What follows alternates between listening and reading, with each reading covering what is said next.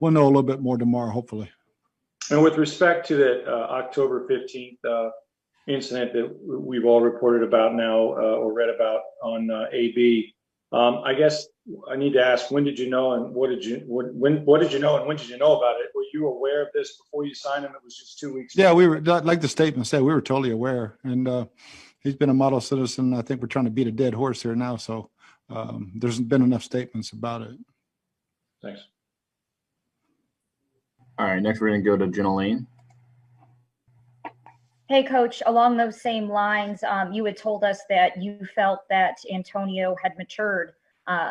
You knew about that incident. What gave you the confidence to believe that he has matured when, again, that was 8 days before he signed with you guys?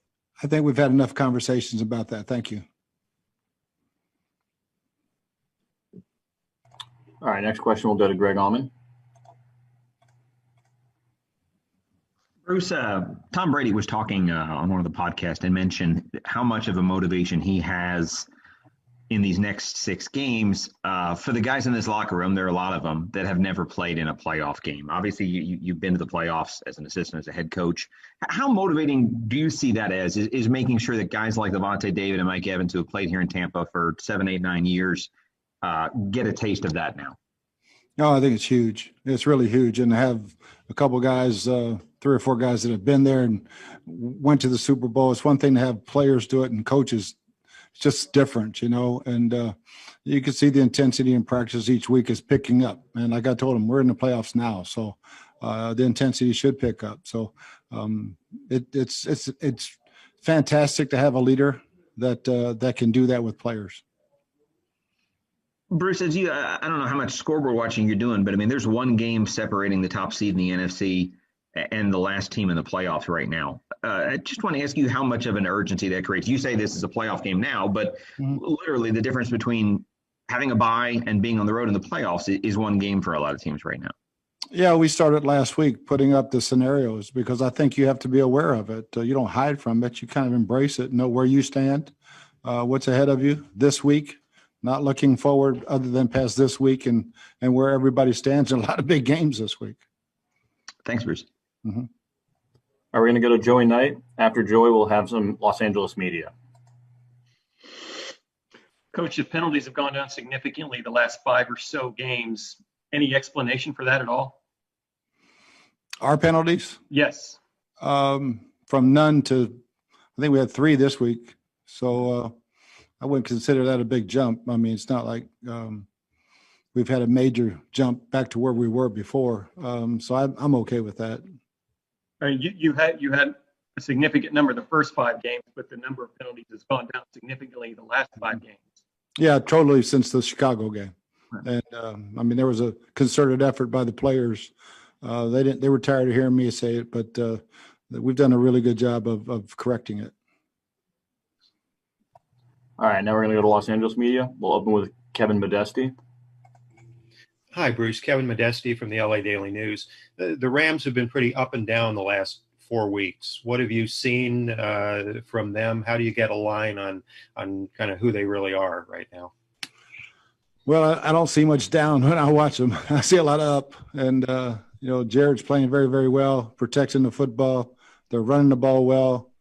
Their play-action game is outstanding. Defensively, I mean, that might be the best second-half defense in the league right now.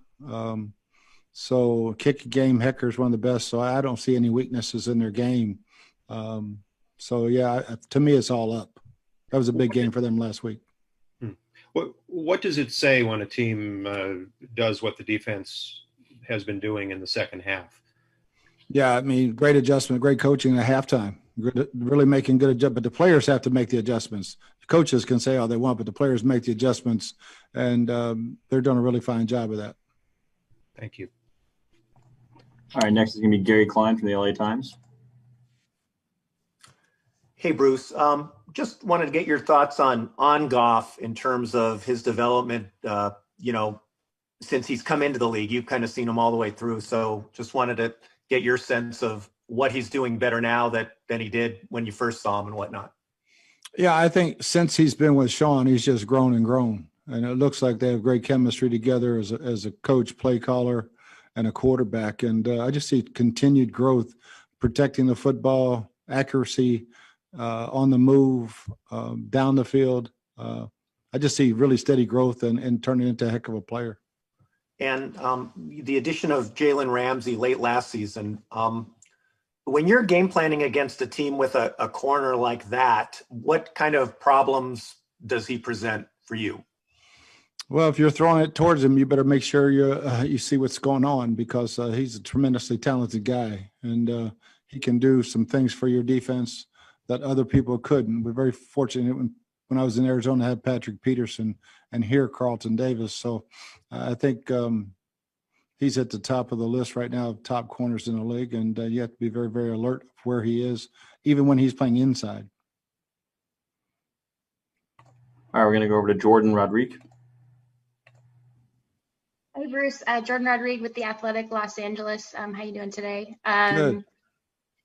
Pete Carroll actually mentioned that he saw a lot of similarities with how Brandon Staley is playing Jalen this year as Pat Peterson was in Arizona. Do you see those similarities? And also, if you could expand a little bit on what you see when Jalen does move inside.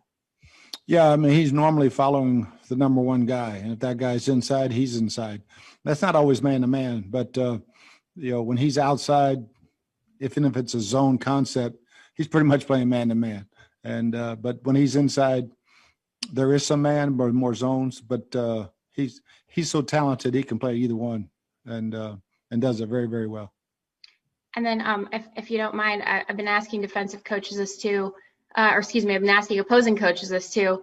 If you had to describe Aaron Donald to somebody who had never watched a game of football before, how would you describe him? Tasmanian Devil. I mean, for us old folks, we know what that cartoon looks like, and I mean, he's nonstop, great get off. He's got a toolbox of moves that's second to none. Just a hell of a football player.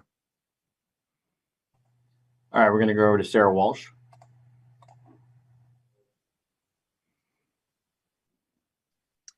Hey, Coach. Can you just talk about the challenges? I know the Rams aren't the only ones that do it, but the challenges of when you have a run game that's so evenly split the way that they've been doing it. Yeah, they do a great job with a lot of motion, but they've got three backs really that are just fresh all the time, and they're different, but they're also very similar. The style of what they do with each one's pretty much the same, and they've added some more power game, some more gap scheme stuff this year. That makes them a little bit harder to defend. All right, we'll go to Steve Isbitz. Coach, earlier this week, you talked about Sean Murphy-Bunting having a really, really strong game against Carolina. Can you talk about what you specifically saw, and you think that's enough to have him back as a starter in his original role this season? I think he's working it towards that. A lot of confidence. Just see a lot more confidence in him. He got his swagger back. I don't know why he lost it there for a couple of games, but he got his swagger back, and I wouldn't have any problem with him starting for sure. And but Jamel's playing pretty solid too, so we're very fortunate to have three guys. Thanks. Mm-hmm. All right, we'll go over to Kevin O'Donnell. Hey, Bruce. All teams are going into the intensive protocol this weekend on Saturday. You're one of four teams that haven't had to go through that yet this season. What extra moves have you guys made to kind of avoid that?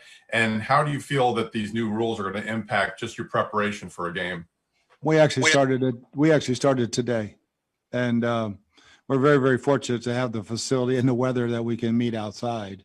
And so we have built classrooms outside, and hopefully the rain will hold off, but with our indoor facility, and it's been pretty much easy for us as far as the meetings and stuff. We would not have to do anything virtually. We can always be in our building at our facility, either indoors or outdoors. So you don't think this will have a great impact just on preparation throughout the rest of the season? For us, no, I think it does. If you're virtual, it makes a huge difference. But for us, wearing masks during practice is we put those Oakley shields on our helmets, and if you have to wear masks more, stay separated a little bit more, and just be a little more cognizant of who's surrounding you and what you're doing. Thank you. You bet. All right, we're going to close out with a question from Rick Stroud and one from Greg. Hey, Bruce, along those lines, and no one's going to feel sorry for players or coaches, right, in the NFL, but, we're nearing the holidays. A lot of guys do things for charity that has been changed, including yourself, but they also may not have family, right, because they're displaced and sometimes family comes in. So just how unwieldy is this? Just part of the deal, obviously, but how difficult is it maybe for some of your players that, it's going to be a different kind of holiday? Yeah, it's a huge sacrifice. Thank God. We're able, if we do have family coming in, that we will be able to test them here at the facility and before they go home with the guys. And we have great owners who allow us to do that all season. So if you have mom, dad, or aunt or uncles coming to the ball game, bring them over, get them tested. And then a lot of times it's like stay in a hotel, see you after the ball game, or if you don't get tested, I won't see you at all. But it's just so different, and it's a huge sacrifice, especially during the holidays. But to not be able to have your mom and dad come to a ball game, it's really hard on some guys. Thanks. You bet. All right, we'll close out with one from Greg Allman. Hey, Bruce, it's rare that I can ask you a question about officiating without you wanting to decline comment or get fined. But Monday's game will be a significant one as the first one in NFL history where the officiating crew is comprised entirely of Black officials. I know you've been very active and supportive of diversity in your